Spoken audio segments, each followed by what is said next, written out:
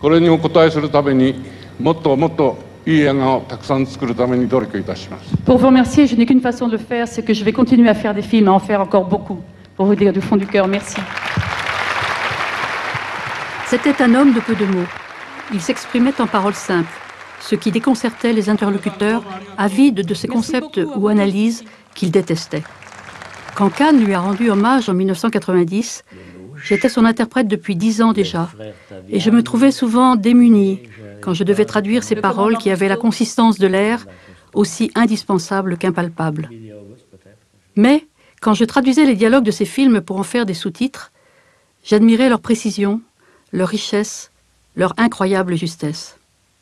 Durant les 15 années où j'ai tant traduit pour lui, interviews, conférences de presse ou dialogues de films, il aimait les questions concrètes que je lui posais lorsque je ne comprenais pas une expression ou une situation.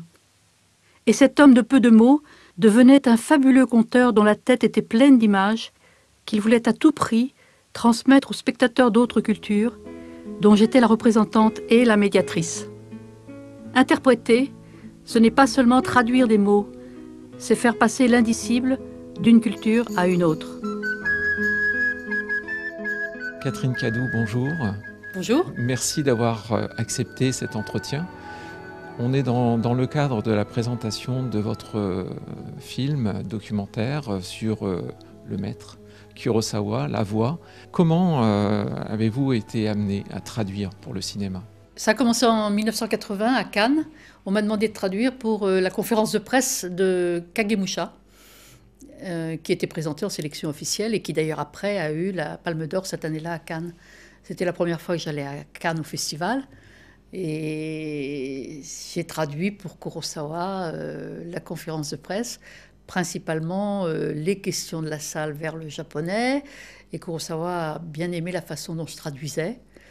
Il a compris que j'essayais vraiment de traduire à peu près, non seulement tout, mais surtout les nuances et puis l'esprit des questions. Et ça a été le début d'une très belle rencontre qui a duré de 80 à sa mort en 98.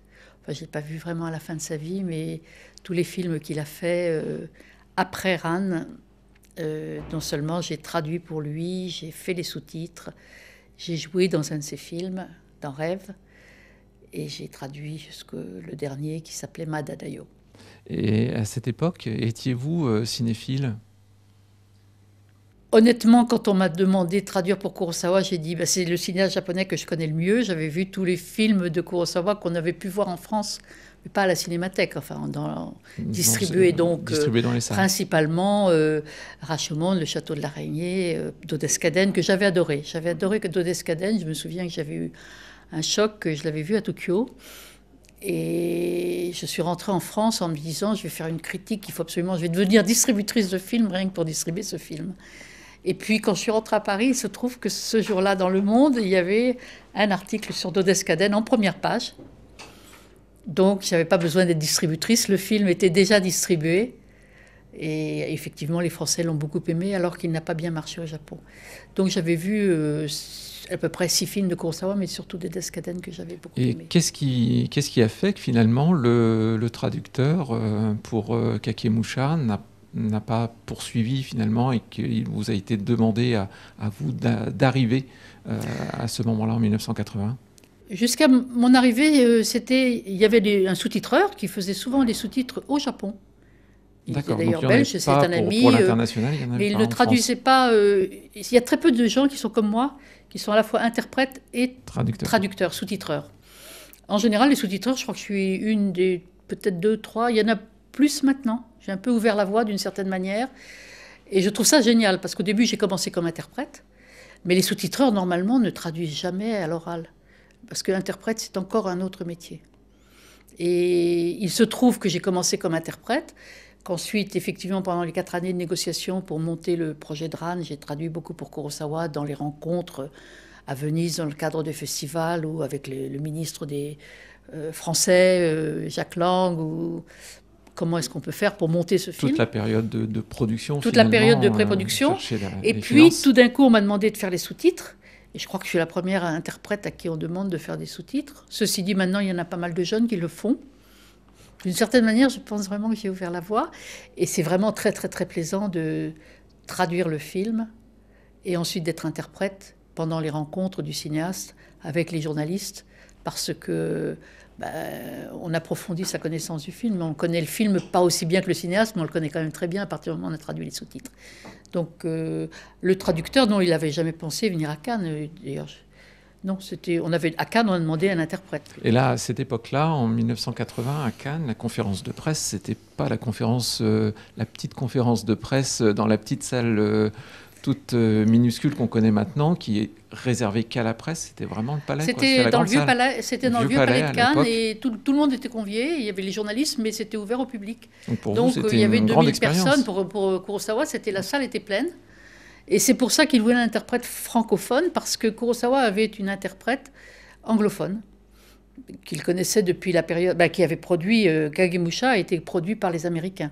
Oui. Donc elle a joué en fait le rôle pour Kagemusha, le rôle que j'ai joué après pour Ran. D'accord. Mais elle était vraiment, cinéphile, elle était historienne du cinéma, elle avait écrit sur Kurosawa et sur d'autres cinéastes japonais, mais elle ne parlait que l'anglais, elle était américaine. Donc à Cannes, on a dit, mais une question de prestige, il faut une interprète francophone. Donc je complétais, en fait, j'étais censée compléter le travail de Audi. Et finalement, on s'est réparti le monde. Je suis devenue... Kurosawa a continué à avoir de très bonnes relations avec elle. Mais elle s'est retirée petit à petit du monde du cinéma. Elle n'a jamais fait de sous-titres, elle, par contre. Elle était historienne du cinéma. Donc elle était son ministre des Affaires étrangères anglophone, mais ceci dit, je l'ai pas mal remplacée plus tard, puisque je fais aussi l'anglais. Donc je suis devenue son ministre des Affaires étrangères pour le reste du monde. Alors, cette émission est diffusée également en podcast pour des jeunes adultes, jeunes enfants hospitalisés qui ont des gros soucis de santé actuellement, mais qui ont tous des projets d'avenir, des projets de métier. Alors, si on, d'un point de vue pédagogique et très didactique, quelle est la filière, entre guillemets, pour devenir traductrice de cinéma ? Je pense que la meilleure filière, c'est de rencontrer une langue qui vous plaise. Et si vous pouvez rencontrer une langue un peu étrangère, un peu hors du champ du domaine courant, anglais, espagnol, italien, même italien, c'est une entrée formidable parce que vous aurez très peu de concurrence. Si vous faites une langue... Donc, et ce que je veux dire, c'est par exemple pour moi le japonais. On ne m'a vraiment pas encouragée. À l'époque, c'était bien sûr il y a 50 ans, donc personne ne connaissait le japonais. Mes parents étaient contre. Ils m'ont dit, ça ne sert à rien. Qu'est-ce que tu Et alors j'ai dit, même le chinois, tu pourrais apprendre le chinois, ça sert à quelque chose. Et les parents continuent à vous dire, mais faites plutôt du chinois plutôt que du japonais. Oui. Moi, ce que je dis, c'est qu'il faut rencontrer une langue. Et vous pouvez très bien rencontrer... Moi, par exemple, je donne comme conseil à beaucoup de jeunes, et personne ne franchit le pas, le coréen. Le coréen est une langue, actuellement le cinéma coréen est en pleine effervescence. Effectivement. On voit des films partout, il y a beaucoup d'expositions. En plus, au point de vue en dehors du cinéma, il va y avoir forcément un jour la réunification. On ne peut pas laisser ces peuples séparés comme ça. Ce sera très difficile. Oui. Tous les grands pays ne veulent pas parce qu'ils ont peur de tous les chamboulements mondiaux que ça va entraîner. Mais le coréen, par exemple, est une langue formidable qui est entre le chinois et le japonais. Mais chaque langue a une physionomie, un charme, une culture, des bouquins à traduire. Vous n'êtes pas obligé de traduire que pour le cinéma. Vous pouvez aussi traduire la littérature, vous pouvez traduire pour des boîtes commerciales, vous pouvez la peinture, vous pouvez la danse, la chorégraphie, vous pouvez faire beaucoup de choses. Alors le coréen, moi, c'est une langue que je recommande, mais il y a aussi des langues de l'Inde. Vous savez que le cinéma indien est très prolifique. Moi, en fait, je voulais faire du bengali. Quand j'avais 19 ans, je voulais faire du bengali. À cause de Tagore, parce que Tagore avait écrit les poèmes de Tagore, tout le monde les connaissait. Et le professeur de bengali était en année sabbatique, il n'était pas là. Donc j'ai dit, en attendant, je vais faire du japonais. Puis patatras, j'ai adoré le japonais. Et j'ai pas pu continuer le japonais plus le bengali, donc j'ai jamais fait du bengali. Mais dans les langues de l'Inde, et l'Inde est un pays extraordinaire, vous avez au moins 5 langues, des films en ourdou, des films en bengali, les films de Ray sont en bengali, des films en malayalam. Donc, et puis alors, il y a un cinéma qui est complètement méconnu, c'est le cinéma africain, vous pouvez apprendre une langue d'Afrique, enfin en vous renseignant un peu s'il y a du cinéma. Et là, automatiquement, vous trouverez plus facilement du travail. Du travail, parce qu'il n'y aura personne comme concurrent. Souvent, un film bambara, il va être traduit par un bambarais qui va vous traduire ça mot à mot, et après vous ferez les sous-titres. Ça sera quelqu'un qui ne connaît pas le bambara. Si vous êtes français et que vous faites, enfin francophone, je parle pas, vous faites du bambara, c'est vous qui allez le faire, forcément. Bien sûr. Et ce sera un plus pour le cinéma et pour vous. Donc moi, ce que je vous conseille, c'est pas de... Sinon, la filière, bon, alors si vous faites une langue classique, c'est-à-dire l'anglais, l'espagnol, l'italien, ben, il faut travailler dans un labo, apprendre vraiment la technique du sous-titrage. On vous apprendra à découper le film, à faire la simulation, toute la partie technique. Et ensuite, le labo vous confiera quelquefois des petits films à traduire. Mais ça sera, vous allez... La progression sera très lente, ça ne sera pas forcément très bien payé, ça sera pas forcément... Si, vous serez salarié du labo. D'accord. Mais, et vous aurez un tout petit plus en traduisant. Donc moi, je conseille plutôt carrément une langue... et vous savez, le japonais, je suis sûre qu'un Français sur 5 peut apprendre le japonais. Enfin, moi, je l'ai appris par hasard, je vous dis, à la place du bengali.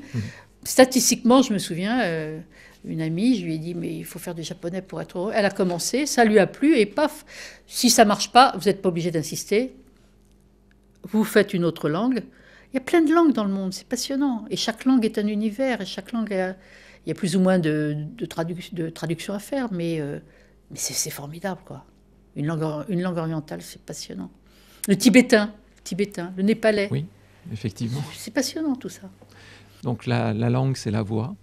Alors, je fais un raccourci rapide pour en venir à ce documentaire. D'où est venue l'idée de ce documentaire sur Kurosawa, La Voix? C'était c'était pour les 100 ans de la naissance de Kurosawa. Kurosawa est né en 1910, il est mort en 1998. Et donc en 2010, le monde entier disait on va célébrer le centenaire de Kurosawa, de la naissance de Kurosawa. Et j'étais à Venise, où ils ont fait un tout petit peu en avance, parce qu'il est né, donc c'était en 2010, c'était donc en 2009. Ils ont voulu, comme d'habitude, comme c'est à Venise que Kurosawa a eu son premier prix, le Lion d'Or, ils ne voulaient pas que la politesse... Ils ont voulu court-circuiter Cannes, ils ont voulu le faire, ils l'ont fait juste avant, en 2009. Il y a eu un grand colloque avec des grands spécialistes de Kurosawa, un Américain, un Italien, un Japonais venu du Japon, et ils ont tous dit, oui, alors Kurosawa, c'est le cinéaste de l'action. L'autre a dit, mais non, il est très pyrrhandélien, mais non, chacun tirait Kurosawa à sa propre culture en disant, mais il est comme si... Et moi, je me suis dit, mais Kurosawa, c'est d'abord un cinéaste, il n'appartient pas à la culture des autres, il a sa propre culture, son univers, son monde. Et il y a eu une japonaise que j'aime beaucoup qui a commencé à dire « Oui, mais malheureusement au Japon, on ne peut pas voir les films de Kurosawa. » Et il y a quelqu'un dans la salle qui était un jeune cinéaste qui s'appelle Tsukamoto, qui est dans mon film, oui, qui a levé la main et qui a dit « Excusez-moi, moi je ne suis pas si jeune que ça, j'ai 50 ans, mais j'ai été nourri des films de Kurosawa. Et on peut continuer à les voir, même en DVD, et ils vous apprendront toujours quelque chose. » Et j'ai écouté Tsukamoto, que je connais, dont j'avais traduit un certain nombre de films déjà.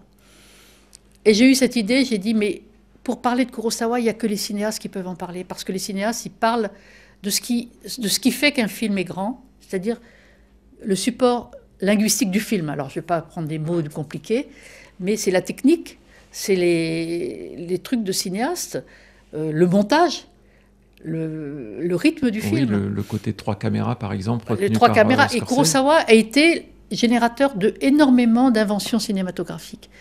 Et donc, j'ai eu l'idée avec Tsukamoto qui disait, c'est en voyant les 7 samouraïs sur un grand écran que j'ai eu envie de devenir cinéaste pour procurer cette émotion. Et nous, on sait comment le faire. Et c'est grâce à Kurosawa que j'ai eu envie de faire ça. Lumière, là. Et là, j'ai dit, mais c'est les cinéastes qui doivent parler de Kurosawa, c'est pas nous les critiques, c'est pas les critiques. J'ai écouté hier une émission sur Kurosawa, on disait, oui, alors là, dans ce film, ce qu'il a voulu faire, j'étais atterrée. Comment pouvez-vous dire ce que... à sa place. Oui. Comment peut-on dire... Et c'est souvent, les gens parlent de Kurosawa. Oui. Il a voulu faire ça. Mais c'est horrible, quoi. Oui. Et vous l'entendez souvent. Moi, je ne veux pas entendre ça. Je me rappelais de conversations que j'avais traduites de Kurosawa avec des cinéastes, avec Scorsese, avec Bertolucci. Donc j'ai dit, bon, j'ai fait une liste de cinéastes dont j'avais envie d'avoir l'avis sur le cinéma de Kurosawa. Alors il y a des gens que je ne connaissais pas. Pas n'importe qui, hein. Inaritu, dont on parle beaucoup en ce moment, Clint Eastwood, Inaritu, ça a été, ouais. Inaritu, ça a été compliqué peut-être? Non, au contraire, il a répondu tout de suite et il était passionnant, il était tellement enthousiaste, c'était un bonheur, Bertolucci a été formidable, mais Angelopoulos m'avait... Alors, j'avais déjà rencontré Angelopoulos, Bertolucci, Kiarostami et alors, Miyazaki aussi, bien sûr. Comment? Miyazaki, vous Ah oui, l'aviez Miyazaki, déjà bien rencontré. sûr. Miyazaki, je le connaissais bien. Et puis Tsukamoto, je le connaissais aussi. Donc, c'était facile. Mais Inaritu, j'avais très envie parce que j'avais trouvé que dans Babel, il avait fait un... Oui, magnifique. Il y avait un acteur, Ayako Shokoji, que j'aime beaucoup. Et il avait fait un superbe Babel. Et j'avais envie de voir son... Et alors, ça a été une merveille parce qu'il a tout de suite dit oui. Simplement, je suis arrivée à Los Angeles et heureusement, j'étais logée chez des amis. Il a fallu que j'attende 4-5 jours. Enfin, il était d'accord pour un jour et puis il changeait tout le temps. D'accord. Le problème est que c'est toujours les cinéastes, ils sont toujours débordés par des tas de rendez-vous. Scorsese m'avait dit oui, je suis complètement d'accord. Puis il l'a dit depuis le début on a commencé le tournage au printemps. Et jusqu'à l'automne, j'étais toujours en stand-by. J'attendais toujours qu'ils me disent le jour. Et puis finalement, au dernier moment, le dernier jour d'un tournage, on a pu faire l'affaire, mais c'était à Londres. Il a fallu aller à Londres. Vous n'êtes pas réalisatrice, donc vous avez, je vais employer un terme un peu trivial, mais c'est un peu gonflé quand même de se dire je vais aller frapper à la porte de tous ces grands réalisateurs pour qu'ils donnent la parole quelque part. Le côté très technique, puisque finalement dans ce documentaire, on s'aperçoit que chacun a son inspiration qui vient de Kurosawa, pas tout bien évidemment, mais une partie, et ils sont très fulgurants sur ce qu'ils racontent. Ils sont aimants du personnage Kurosawa, et c'est ce que vous vouliez qu'il soit retransmis à l'image, parce que là on n'était pas dans le son, mais l'image, c'est ce que vous vouliez. Oui, c'est vrai que c'était très osé, mais en même temps, c'était tellement... Il n'y avait que moi qui pouvais le faire, et c'est ce que disait l'assistante de Kurosawa, qui est une dame formidable, qu'on voit un tout petit peu dans le film, Madame Nogami, qui a été assistante depuis l'époque de Rashomon, qui est maintenant une dame qui a 88 ans, qui est formidable, qui a la mémoire du cinéma, et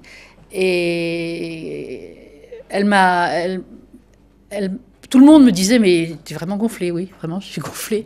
J'étais d'autant plus gonflée qu'après, je suis devenue très amie de Chris Marker, qui avait fait aussi son documentaire sur le tournage de Ran et qui avait fait, à travers ce documentaire, le portrait de Kurosawa. J'étais complètement accablée en disant, mais mes deux grands maîtres, Kurosawa et Chris Marker, et moi, je suis en train de faire ce qu'ils font. Je ne suis pas tout à fait qualifiée, mais j'étais vraiment portée par ce désir... très très très très fort de rendre justice à Kurosawa et de pas laisser faire les critiques qui disent qu'on lui prenne pas la parole. Oui, qu'on lui prenne pas. C'est lui, c'est ce qu'il a voulu. Et j'allais pas parler à la place de Kurosawa non plus. Moi, j'ai souvent traduit Kurosawa, mais j'allais pas parler à sa place.